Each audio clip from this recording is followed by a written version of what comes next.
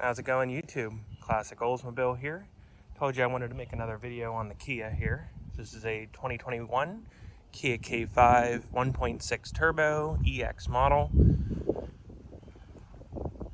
I bought this car in August of 2020, meaning we are quickly approaching my 3-year mark with this car, as it is now, what are we in May? May of 2023.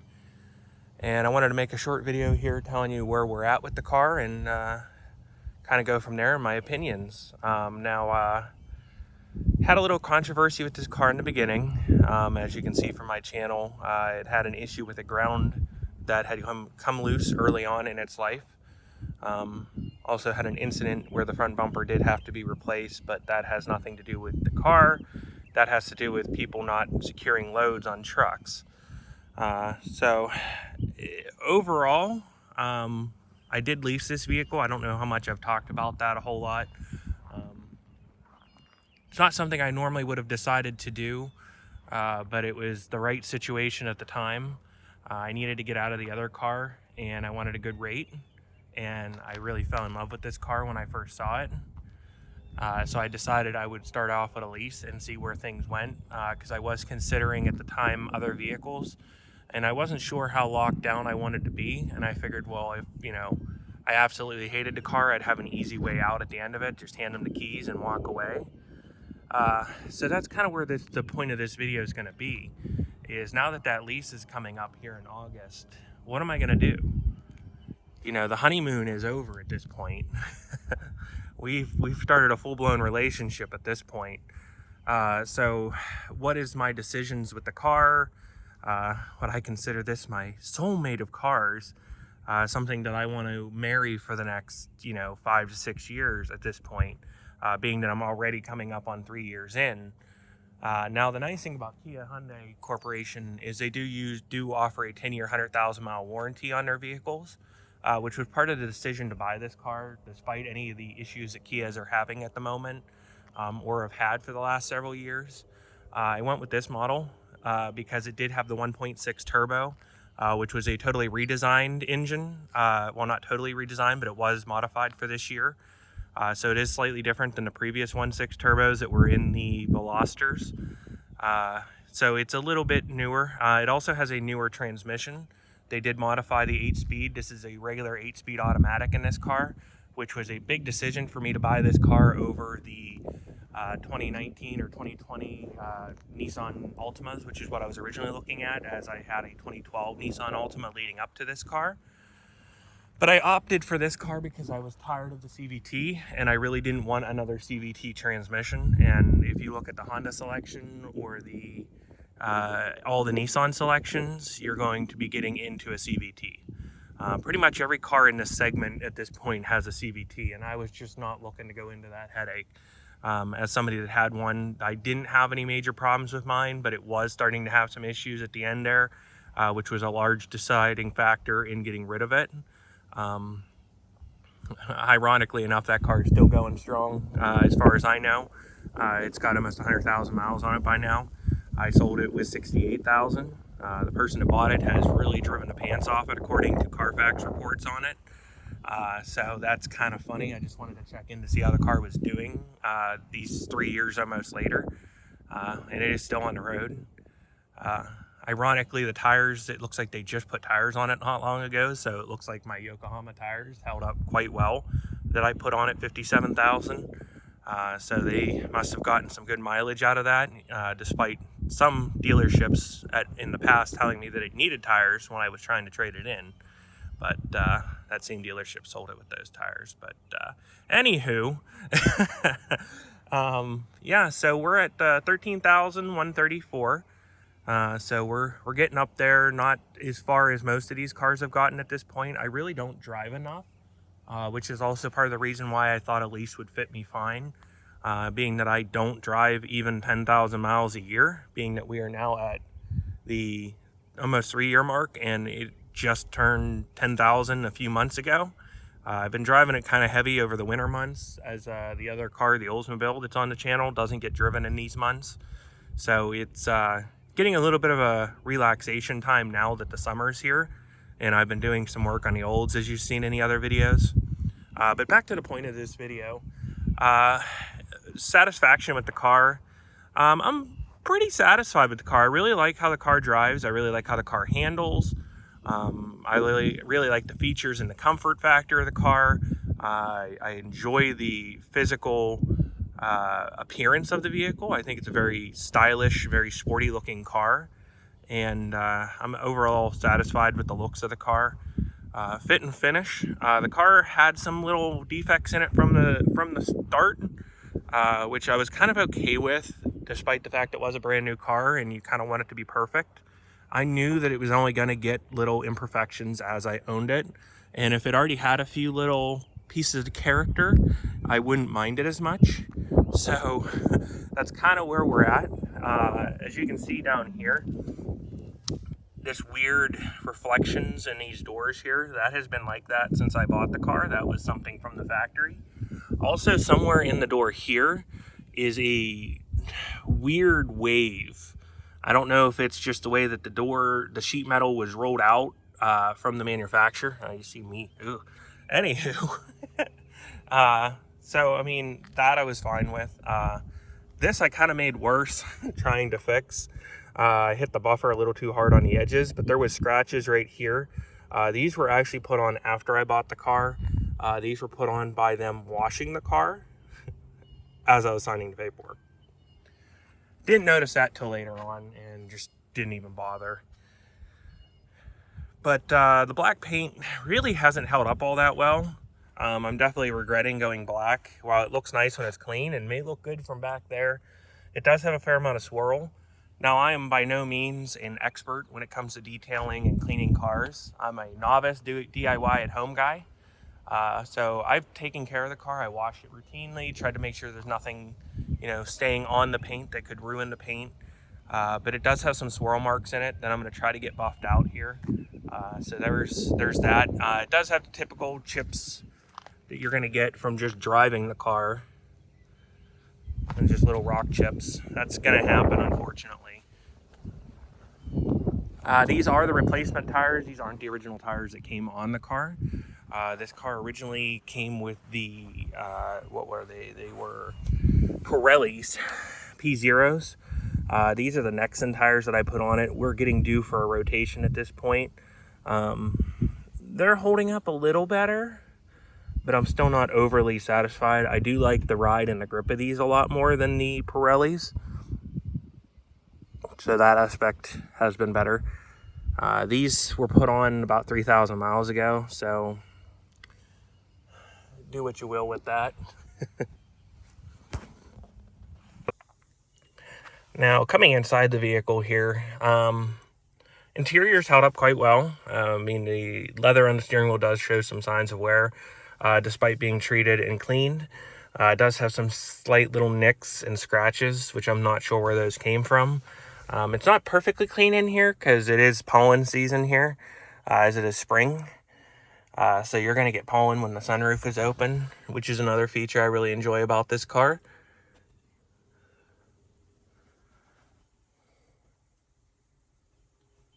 You can see it's held up pretty well. Now, currently, there are some flaws with the vehicle. The steering wheel has a slight hum when you're turning it, which from what I've heard, there's actually a TSB for that.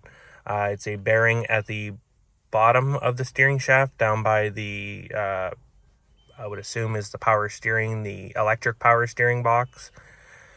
That is something that needs to get addressed. It hasn't caused any issues. It's just kind of annoyance. And as we're getting closer to the end of the 3-year, 36,000 mile bumper to bumper, I would like to make sure that that is remedied. The other thing, which is really, really odd, is it doesn't have a horn. And I don't know if it'll work here, but we're going to give it a little go here. There is somebody down there, so I don't want to startle them, which is kind of why I've been hesitating. It is awkward for me to make videos while there's people walking by, and I try to find isolated locations, but you're always going to have people around. So yeah, we're going to go ahead and see if the horn works here in a second. It probably won't. So that is another issue that needs to be fixed. Also starting to get a little bit of pulsation from the brakes, which apparently from what I've read and everybody talks about, these cars are known for warping the rotors on them, which is very unfortunate. So there is that. So let's go ahead and see. Yep, one little toot. And that's that. So that is something that has to be addressed, which apparently is also a common issue with these cars. So we'll get it fixed. Annoying. The other issue that cropped up in the time that I've had it is the popper for the fuel door here. This little guy here actually failed early on in the car as well.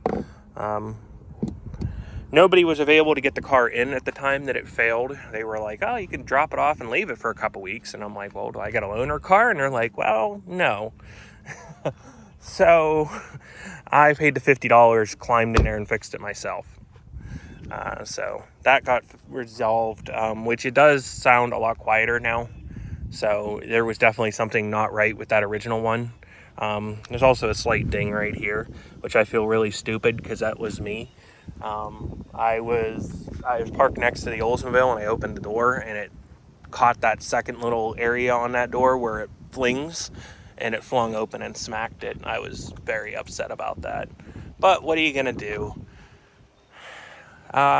Overall, though, at this point, I'm going to marry her in the way that I'm going to buy it. I'm going to buy it out of the lease, and here's my reasoning.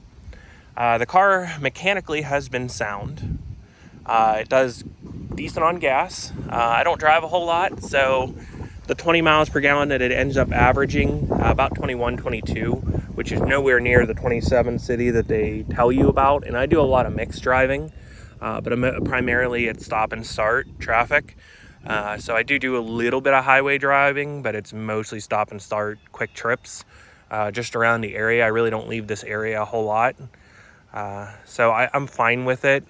I wish it was better, absolutely, but it's not terrible.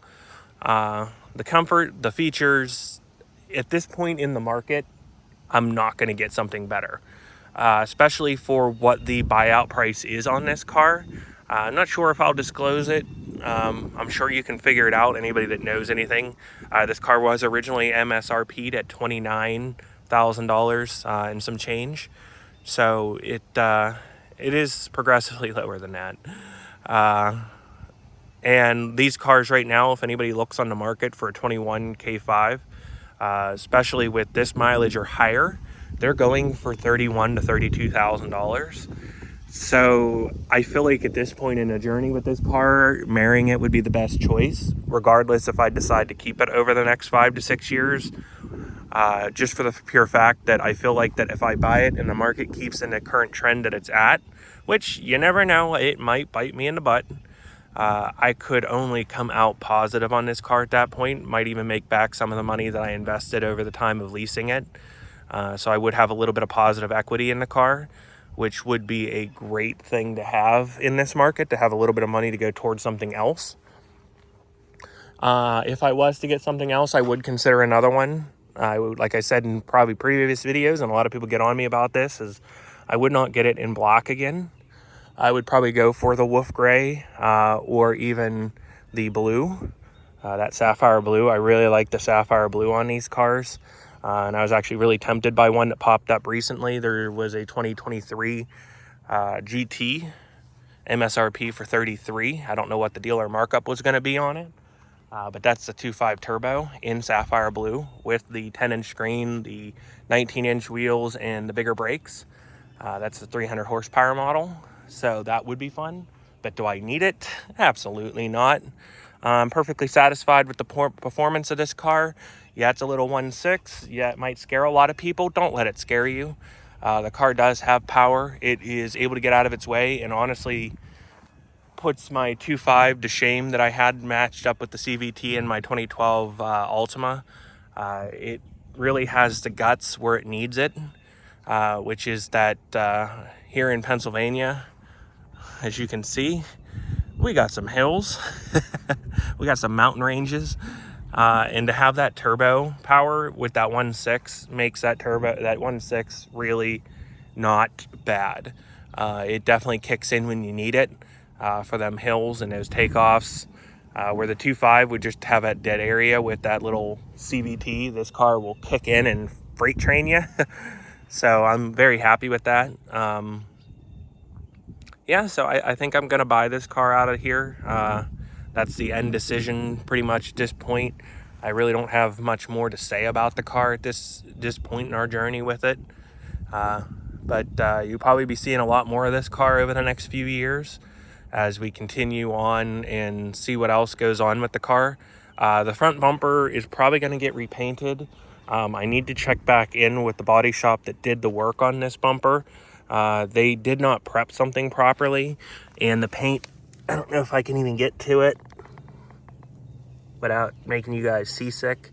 There is a point somewhere in here that the paint has peeled off of it. It basically delaminated. Let me see if I can get y'all the shot of that. Where is it? It's actually down over in here. Back here. So that does need to get repainted. They said they would warranty that out, as that looks to be a prep issue from when they prepped the bumper. I guess they don't scuff bumpers there anymore. I don't know if that's common practice in the body shop world nowadays. They just use that adhesion promoter, which I don't know. It just doesn't seem like the scuff and shoot would have done that if it was done properly. But who am I to say? I'm not a body man. But yeah, so we're gonna see how where the road takes us. That's pretty lame. But we're gonna see where the road takes us, and I'm gonna enjoy this car over the next couple years. And we'll keep making videos. If anybody has any questions, concerns, criticisms, comments, glad to hear them. Mostly if they're constructive. But like I said, if anybody's looking to buy one of these cars, I would buy it. I would buy it again if I was given the opportunity. I can say that confidently at this point in ownership, that I don't really regret buying this car, or I should say leasing this car at this point. And I probably won't regret buying it either. Because I also have that point that if anything does catastrophically go wrong, it still has a warranty. Which you can't find too many automakers that have that. So, yeah, still looks pretty good. The black though, I mean, well, it does not age well. She looks nice. Once again, thanks for watching. Hope you enjoyed this video. Hopefully somebody can find something informative out of it. And you all have yourself a good day. All right, bye.